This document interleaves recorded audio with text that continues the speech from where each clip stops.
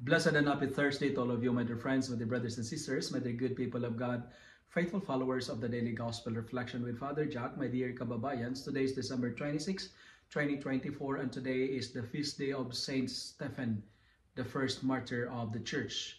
Today's Gospel is from the beautiful and the wonderful account of the Gospel of Matthew, chapter 10, verses 17 to 22.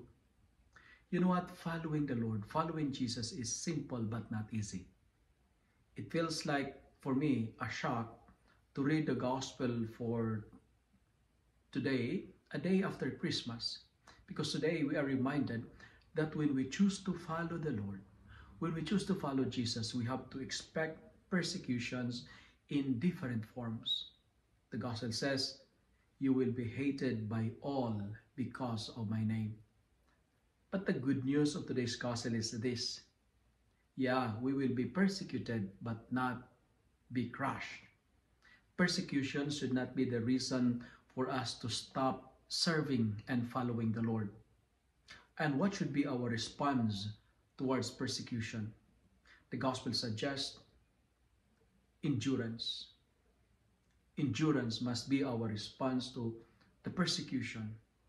Persevere, because the one who endures to the end will be saved, says the Lord in today's Gospel. My dear friends, my dear brothers and sisters, let us not be afraid of struggles. Let us not be afraid of persecutions, because persecution will make us stronger. It will make us wiser, and it will make us more humble. That's why the Gospel says, when they hand you over, do not worry about how you are to speak or what you are to say. For what you are to say will be given to you at the time. For it is not you who speak, but the Spirit of your Father speaking through you. When we will be persecuted, just endure it. Why? Because God is our protector. God is our Savior.